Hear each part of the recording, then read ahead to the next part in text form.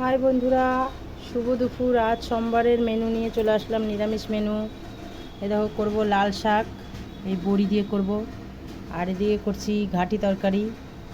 আর এদিকে করব একটু পনির। আমার মেয়ে, আবার বড় মেয়ে, কোনো সবজি খায় না, তো কী করব বলো। তো একটু অল্প করে পনির করব আলু দিয়ে।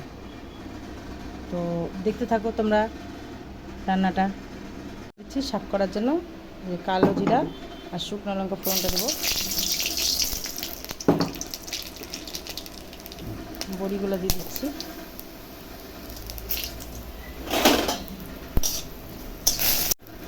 বেগুন আর কাঁচা লঙ্কা দিয়ে দিলাম, দিয়ে দেবো, দিয়ে দিলাম।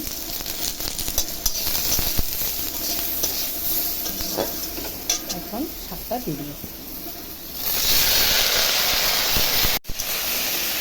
শাকটা এখন ভালো করে নাড়াচাড়া করে একটু ঢাকা দিয়ে দেবো।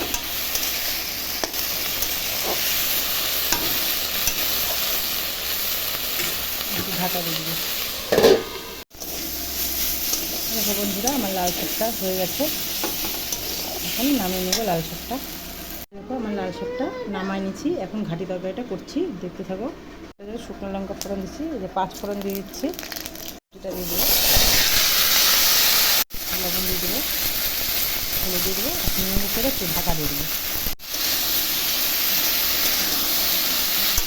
সবজিটা একটু সেদ্ধ হওয়ার জন্য ঢাকা দিয়ে দেবো।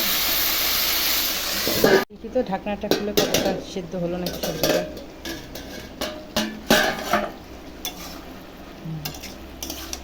জলটা শুকাচ্ছে। একটু আদা বাটা আর একটু লঙ্কা বাটা দিয়ে দেবো।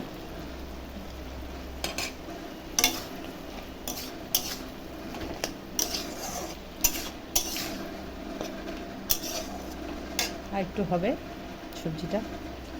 এখন একটু ভাজা জিরা বাটা করে রেখেছিলাম ঘরে, আর একটু চিনি দিয়ে দেবো, আর একটু ঘি দিয়ে দেবো। নিরামিষ তরকারিতে ঘি দিলে খুব ভালো লাগে, দারুণ একটা ফ্লেভার আসছে।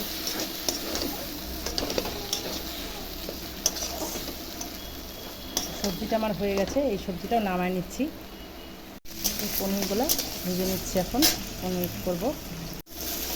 হালকা ভাজা হয়ে গেছে, একটু লঙ্কার গুঁড়া আর একটু জিরার গুঁড়া মিশিয়ে দিচ্ছি।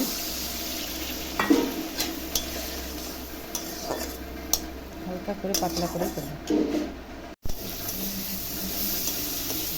ভাজা ভাজা হয়ে গেছে, এখন একটু ঝোল দিয়ে দেবো।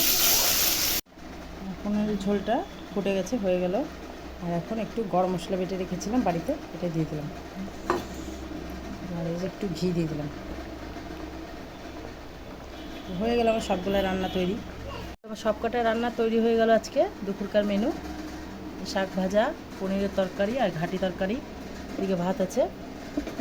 তো দুপুরকার লাঞ্চ করে নিচ্ছি বন্ধুরা, তোমরাও করে নাও। টাটা বন্ধুরা।